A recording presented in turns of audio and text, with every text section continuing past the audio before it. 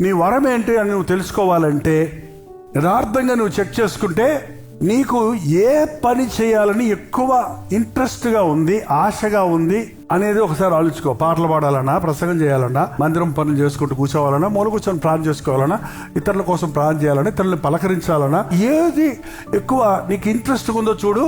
Maybe that is the వరం. రెండోది, ఎవరైనా నువ్వు పాట పాడితే బాగా పాడతావు, మీ ప్రసంగం చేస్తే బాగుంటుంది, మీరు తుడిస్తే భలేగా ఉంటుంది, మీరు వండితే కూర కమ్మగా ఉంటుంది, ఎవరి ఐడియా అయితే? నీ ఐడియా, బ్రహ్మాండమైన ఐడియా అని నువ్వు చేసిన దాన్ని ఎవరైనా మెచ్చుకుంటున్నారనుకో, నీకు ఇష్టమైంది ఇతరులు మెచ్చుకునేది ఒకటైందంటే 50% నీకున్న వరం ఏంటంటే ఆ కోణంలో ఉంది. అదే అంటలేదు, నా కోణంలో ఉంది. The rest you need to Neel down and pray. ప్రార్థన చేస్తూనే ఉండు, దేవుడు నిన్ను వాడుకోవటం మొదలు పెడతాడు. నీకు ఆ డోర్స్ ఓపెన్ అవుతాయి, నీకు ఆ మార్గాలు తెరవబడతాయి.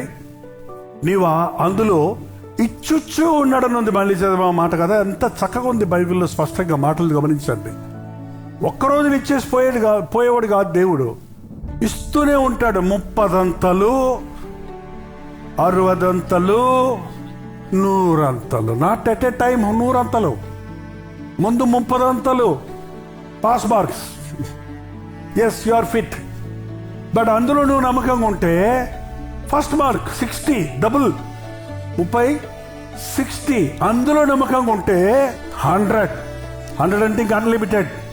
దేవుడు అల్టిమేట్గా తన ప్రణాళిక నీ ద్వారా జరిగించుకుంటాడు. హల్లెలూయా.